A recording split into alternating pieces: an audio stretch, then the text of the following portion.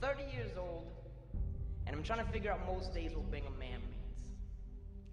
I don't drink, fight, or love, but these days I find myself wanting to do all three. And I don't really have a favorite color anymore, but I did when I was a kid. And back then that color was blue. And back then I wanted to be an astronaut, I wanted to be an architect, an artist, a secret agent, a ranger for the World Wildlife Fund, and a hobo. And when I was 6 years old, I used to always throw my clothes in my blue and yellow plastic and vinyl Hot Wheels car-carrying suitcase and run away to beneath the dining room table. I've made out with more girls than I wish I've had, and not nearly as many as I'd like to. I've been in love 4 or 5 times, so I doubt I'm gonna try that much more often, and I spend most days making pictures, or thinking about making pictures, or masturbating, or thinking about masturbating, and I dream too much, and I don't write enough, and I'm trying to find God everywhere.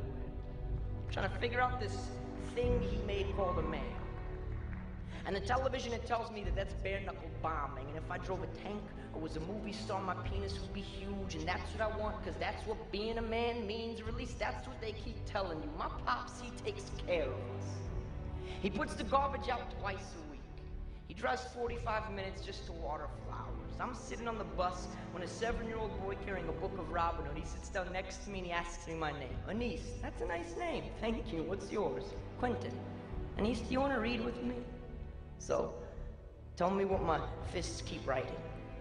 My fingers, they open up like gates when I write, and the wind is swinging in the wake. I lift bridges with poems, and forests grow in my mother's eyes. I'm looking for God, Quentin, while this world tries to forget you for trying. For Quentin, this world hates your eyes, for they are small and pure. And Quentin, this world hates your fingers, little like the stems of flowers, for not being able to pick up the things that you've left behind, simply because you are still learning to do so. I don't drink, fight, or fuck, but these days, Quentin, it's only 2 out of those 3 that I don't do. And I've fallen in love 6, 7, 8, 9, 10 times, Quentin, so I don't want to, but I still do. And I want to find God in the morning and in the tired hands of dusk, at the mouth of the river and down by its feet, but instead I drive 60 through residential streets, praying to hit a child, that he may stay forever an angel and stay forever full of night and life and crayons and simple outstretched limbs, trying to pick up way too much, way too fast, forgetting what it means to be a person.